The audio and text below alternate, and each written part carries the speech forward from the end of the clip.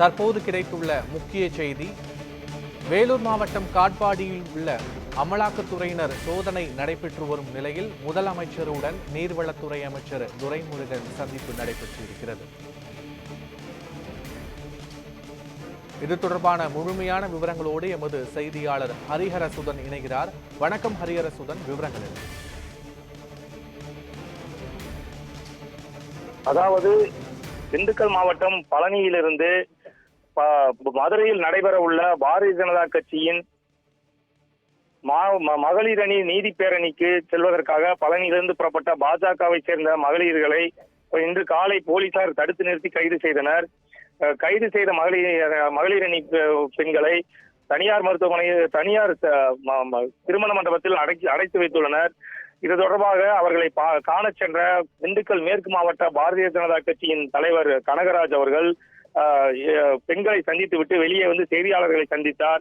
அப்போது அவர் பழனியிலிருந்து பெண்ணிற்கு ஏற்பட்ட அவமதிப்பை தடுத்து நிறுத்துவதற்கு கோரி நடைபெற உள்ள போராட்டத்திற்கு செல்லும் மகளிர் அணியினரை தடுத்து திருமண மண்டபத்தில் அடைத்து வைக்கப்பட்டுள்ளதற்கு கண்டனம் தெரிவித்தார். தொடர்ந்து பெண்களை கைது செய்து தீவிரவாதிகள் போல் அடைத்து வைத்துள்ள நிலையில் திருமண மண்டபத்தை ஒட்டியே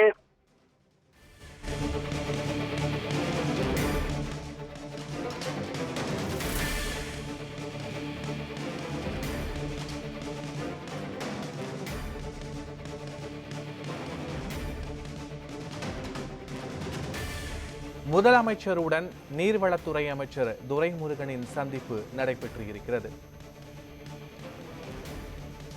நீர்வளத்துறை அமைச்சர் துரைமுருகன் வீடு மற்றும் கதிர் ஆனந்த் எம்பி வீடுகளில் அமலாக்கத்துறையினர் அதிரடி சோதனையில் ஈடுபட்டு வருகின்றனர். மேலும் துரைமுருகனுக்கு சொந்தமான இடங்களிலும் அமலாக்கத்துறையினர் சோதனையில் ஈடுபட்டு வரும் நிலையில் நீர்வளத்துறை அமைச்சர் துரைமுருகன் முதலமைச்சரை சந்தித்து ஆலோசனையில் ஈடுபட்டிருப்பதாக தகவல் வெளியாகியிருக்கிறது.